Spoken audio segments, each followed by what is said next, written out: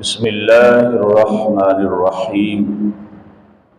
آج جس عظیم ہستی کا ذکر پاک ہے ان کا اسم گرامی حضرت سیدنا عبد الرحمن بن عوف رضی اللہ تعالی عنہ ہے۔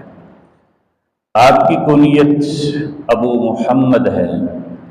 زمانہ جاہلیت میں ان کا نام عبد عمر یا عبد الکعبہ تھا،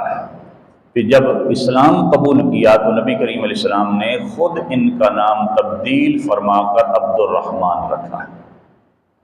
واقع فیل کے 10 سال بعد ان کی ولادت ہوتی ہے۔ یہ ان 8 شخصوں میں سے ہیں جو سب سے پہلے ایمان لائے تھے، اور ان 5 آدمیوں میں سے بھی ہیں جو سیدنا ابو بکر صدیق رضی اللہ تعالی عنہ آپ کی دعوت پر اسلام انہوں نے قبول کیا تھا، اور ان کا شمار ان 10 افراد میں بھی ہے جن کو نبی کریم علیہ السلام نے جنت کی بشارت عطا فرمائی، اور آپ ہی کا شمار ان 6 افراد میں بھی ہے جن کو سیدنا عمر رضی اللہ تعالی عنہ نے اپنے بعد ان میں سے کسی ایک کو خلیفہ بنانے کے بارے میں وصیت فرمائی تھی کہ ان 6 افراد میں سے کسی ایک کو خلیفہ بنا لینا۔ ان میں آپ کا اسم گرامی بھی شامل تھا۔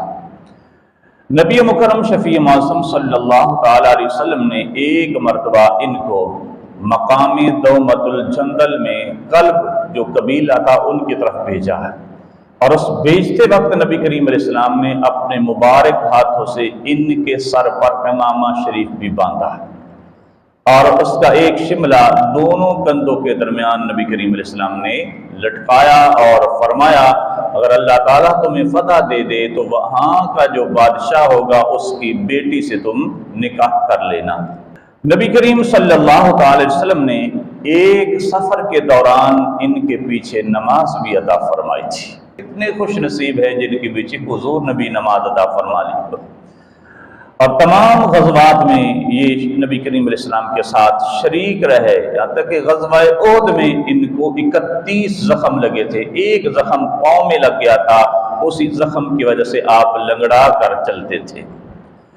ان کے 2 دانت بھی سامنے والے غزوہ احد میں شہید ہو گئے تھے، اور یہ اللہ تعالیٰ کی راہ میں اپنا مال بہت زیادہ خرچ کرنے والے تھے، یہاں تک کہ ایک ہی دن میں ایک مرتبہ 30 غلام آزاد فرما دیے تھے۔ جب حضرت سعد بن ربیع رضی اللہ تعالیٰ عنہ اور عبد الرحمن رضی اللہ تعالیٰ کے درمیان اللہ کے محبوب علیہ السلام نے بھائی چارہ قائم فرمایا، یعنی مدینہ طیبہ میں جب آپ تشریف لے آئے ہجرت کر کے، تو ان کے ساتھ حضرت سعد بن ربیع رضی اللہ تعالیٰ کے ساتھ ان کا بھائی چارہ قائم ہوا، تو حضرت سعد بن ربیع رضی اللہ تعالیٰ نے فرمایا، کیونکہ آپ نے کئی مرتبہ سنا ہوگا کہ انصار نے اپنے مہاجر بھائیوں کی دل کھول کر خدمت کی، اپنے مال میں بھی حصے دار بنایا، تو سعد بن ربیع رضی اللہ تعالیٰ فرمانے لگے اے عبد الرحمن، میرا یہ مال ہے اور میری 2 بیویاں ہیں، مال میں بھی تمہارا آدھا حصہ ہے اور میری بیویاں بھی 2 ہیں، ان میں سے جس بیوی کو تم پسند کرتے ہو اس کو میں طلاق دے دیتا ہوں، اور عدت گزارنے کے بعد پھر اس سے تم نکاح کر لینا۔ لیکن قربان جائیں سیدنا عبد الرحمن بن عوف رضی اللہ تعالیٰ عنہ، آپ نے فرمایا مجھے تیرے مال کی اور تیری بیوی کی کوئی حاجت نہیں ہے، تم اتنا کام کرو کہ مجھے بازار کا راستہ بتا دو تاکہ میں بازار میں جاؤں اور خرید و فروخت کروں، اور اللہ تعالیٰ اس کی خرید و فروخت میں برکت عطا فرمائے گا۔ آپ بہت بڑے تاجر بھی تھے، اور اللہ تعالیٰ نے آپ کی تجارت میں بہت برکت رکھی تھی، بہت کثیر مال اللہ تعالیٰ نے آپ کو تجارت میں عطا فرمایا تھا۔ سیدنا عبد الرحمن بن عوف رضی اللہ تعالیٰ عنہ کے بارے میں نبی کریم علیہ السلام نے ارشاد فرمایا کہ یہ آسمان میں بھی امانت دار ہیں اور عبد الرحمن زمین میں بھی امانت دار ہیں۔ تجارت میں بہت نفع پانا ہے، بڑے مالدار تھے یہ۔ ایک دن ام المومنین سیدہ طیبہ طاہرہ ام سلمہ رضی اللہ تعالیٰ عنہا کے پاس تشریف لائے اور عرض کی اماں جی میں ڈرتا ہوں کہ کہیں مجھ کو میرے مال کی زیادتی ہلاک نہ کر دے، تو ام المومنین رضی اللہ تعالیٰ عنہا نے ارشاد فرمایا بیٹا اس مال کو اللہ کی راہ میں خرچ کرو، کہ جو مال اللہ کی راہ میں خرچ کر دیا جاتا ہے، رب کا حق ادا کر دیا جاتا ہے، وہ بندے کے لیے مال وبال کا سبب نہیں بنتا ہے۔ تو آپ نے وہ مال اللہ کی راہ میں خرچ کیا۔ یہاں اتنی برکت تھی آپ کے مال میں کہ 50,000 دینار آپ نے فوت ہوتے وقت وصیت کی تھی کہ اللہ کی راہ میں خرچ کر دینا، 50,000 دینار۔ اور جو لوگ غزوہ بدر میں شریک تھے اور شہید نہیں ہوئے تھے، ان کی تعداد 100 صحابہ کی تھی،